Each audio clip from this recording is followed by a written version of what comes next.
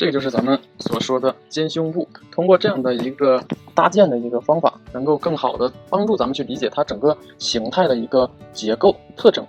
然后这个胸大肌呢，它有一端是连在这个肱骨上面，还有一端连在锁骨上，还有一端连在胸骨上，还有一侧附着在肋骨上面。这个是胸大肌的一个状态。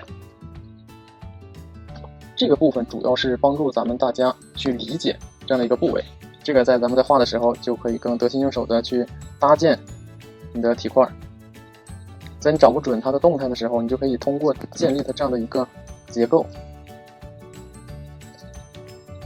把这个部分给它画出来。那么在这里呢，我还要强调一点啊，这些部分是肌肉，咱们所记忆的是它的一个大概的一个特征型以及它附着的位置。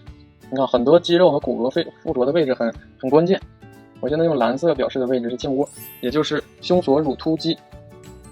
两端交汇的这个位置，这个叫颈窝，一个非常标准的一个位置。咱们在纯正面的人体，在观察的时候呢，这个就是一个纯纯的落在中线上面，正对着胸骨下面这个位置叫胸窝啊，这里也有一个窝。然后在锁骨的两侧窝进去的这一块部分，这里叫肩窝。这样的几个位置点、标记点，咱们一定要记好这几个标记点。下面我用绿色的部分表示的，这个是锁骨，这里是肩峰，锁骨交汇前面的这一块呢就是胸骨。其实胸骨再往下两侧这个胸廓的下边缘呢，它也是有一些标记性的，这个称之为骨骼标记。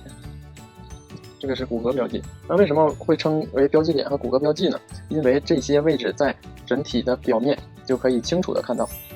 不管咱们是什么样的体态、体型，还或者是什么样的动作，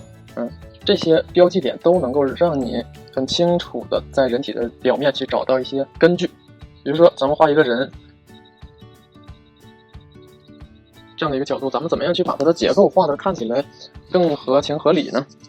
首先咱们可以去观察它的颈窝所在的位置，然后呢咱们可以找到它的胸窝，从颈窝呢咱们更可以找到它的锁骨，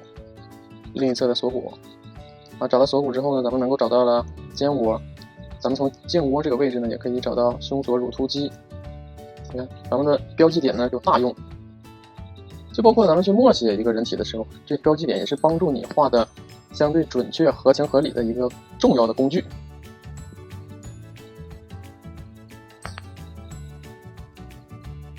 胸廓下边缘，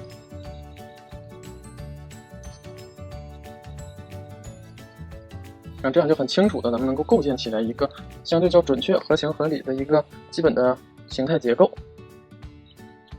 这个就是咱们肩胸部的这个前侧，咱们在画到这个部分的时候呢，就能用到这一块的知识点。